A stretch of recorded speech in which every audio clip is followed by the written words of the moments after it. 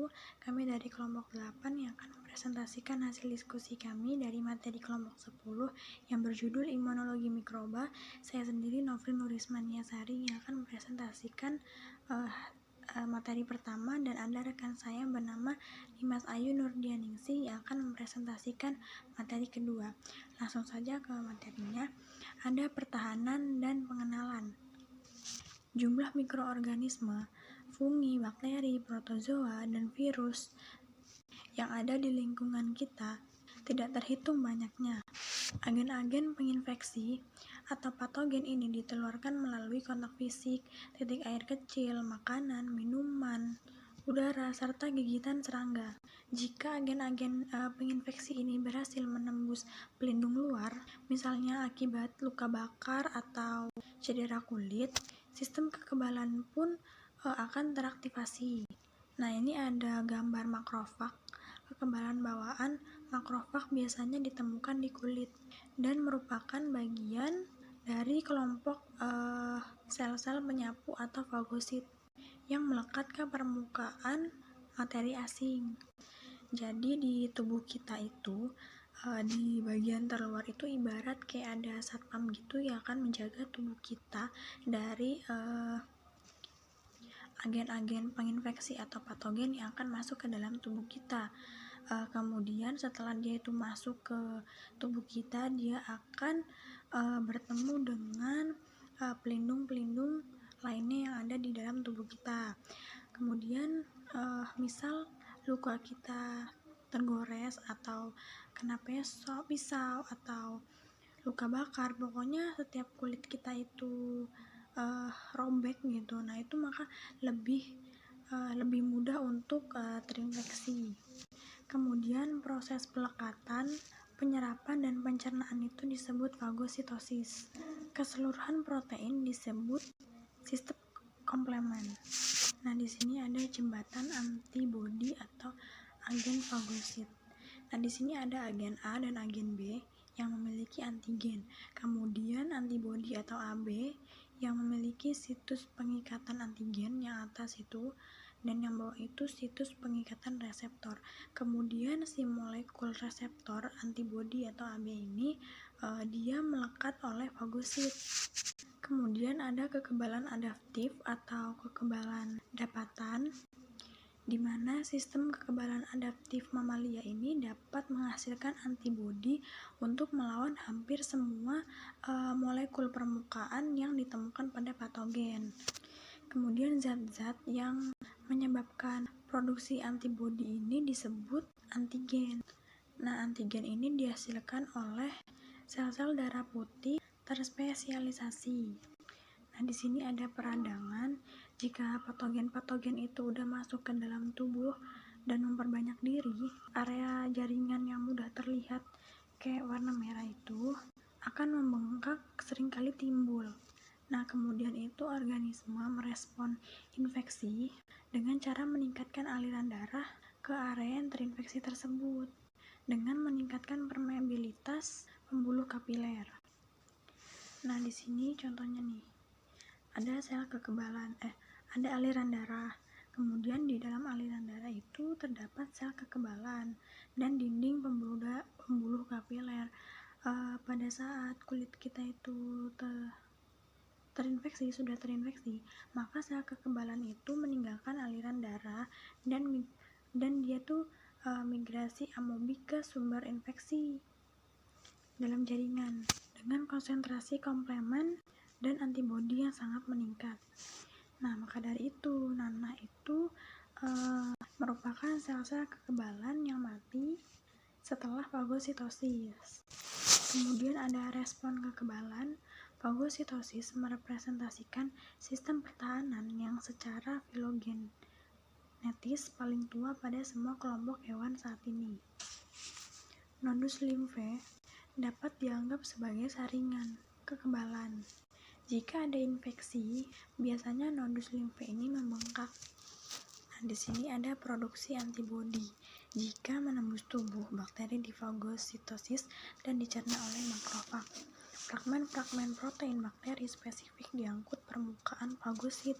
Nah, di sini itu ada makrofag. Kemudian bakteri itu masuk melalui makrofag. Setelah dia menembus makrofag tersebut, kemudian si sel T dan si sel B ini saling berkaitan gitu. Kemudian makrofag ini akan membantu si sel B, dan sel plasma ini akan mengikat bakteri-bakteri tersebut. Kemudian bakteri atau agen-agen penginfeksi ini akan dibunuh atau dimakan oleh makrofag. Kemudian di sini ada penghancuran sel-sel yang terinfeksi virus. Sel T atau sitotoksik TC terspesialisasi untuk menghancurkan sel-sel yang terinfeksi virus. Nah, di sini ada sel yang sudah terinfeksi oleh virus di tahap awal. Kemudian virus tersebut itu memperbanyak diri. Nah, di tahap akhir itu virus ini seperti disajikan gitu, dan akan ditransfer atau dikirim ke reseptor sel T yang akan dihancurkan dan dilepaskan. Kemudian sel yang sudah terinfeksi virus ini tadi akan hancur. Kemudian ada reaksi kekebalan yang merugikan. Salah satu reaksi kepekaan berlebihan atau hipersensitivitas yang umumnya adalah alergi. Antigen-antigen penyebab alergi seperti polen disebut alergen. Nah, ini ada contoh polen. Kontak polen pertama kali seseorang yang menghirup serbuk sari dari bunga. Nah, ini ada sensitisasi, di mana sel-sel B plasma ini menghasilkan IgI sebagai reaksi terhadap antigen polen. Nah, kemudian antibodi spesifik polen tersebut mengikat ke mastosis atau sel mas. Nah, kontak polen kedua kali sama kayak seorang yang menghirup serbuk sari dari bunga. Kemudian antigen itu menempel atau melekat ke antibodi yang sudah mengikat sel mas tadi, dan dia mulai melepas akut granula mastosit sel mas tersebut atau disebut histamin. Nah, kemudian seseorang yang menghirup serbuk sari tadi itu akan mulai bereaksi alerginya atau demam jerami. Kemudian ada penyakit autoimun, di mana biasanya sistem kekebalan hanya menyerang sel-sel atau zat-zat asing, tidak menyerang sel-sel miliknya sendiri. Kemudian tubuh menghasilkan antibodi melawan molekul-molekul IgG-nya sendiri, lalu membentuk kompleks kekebalan yang menyebabkan radang sendi. Antibodi dapat deteksi oleh faktor rematoid. Antigen pencangkokan. Pada permukaan sel manusia terdapat berbagai protein atau antigen pencangkokan yang berperan utama dalam pencangkokan cangkok organ. Jika antigen donor dan penerima cocok, organ yang biasa dicangkokkan biasanya tidak bisa menolak. Antigen sel-sel darah merah dapat diidentifikasi menggunakan antibodi. Kemudian ada genetika sistem HeLa, di mana gen-gen yang mengkodekan antigen-antigen pencangkokan organ tubuh manusia terletak pada kromosom 6. Kompleks semua gen disebut sistem HLA atau Human Leukocyte antigen leukosit manusia.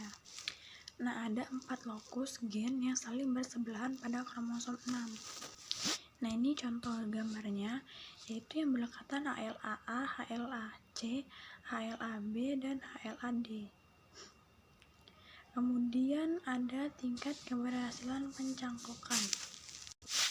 Nah, ini pada gambar yang segitiga warna ungu itu merupakan kecocokan penuh HLA A dan B. Kemudian yang kotak berwarna orange itu 1-2 perbedaan pada HLA A, B. Kemudian yang bulat warna kuning itu merupakan 3-4 perbedaan pada HLA AB. Kemudian di sini ada silsilah keluarga menunjukkan tipe-tipe HLA. Nah, yang gambar bulat itu merupakan perempuan. Nah, yang kotak itu merupakan laki-laki, di mana perempuan ini memiliki lokus A1B8 dan A2B12. Kemudian si laki-laki itu memiliki lokus A3B7 dan A11B35. Nah, mereka itu menikah atau kawin dan menghasilkan 4 anakan, 2 laki-laki dan 2 perempuan. Yang laki-laki memiliki lokus A1, B8, A11, B35, dan yang perempuan A1, B8, A3, B7. Kemudian yang laki-lakinya kedua A2, B12, A3, B7. Kemudian yang perempuan kedua A1, B8, A3, B7. Selanjutnya akan dilanjutkan oleh saudari Dimas.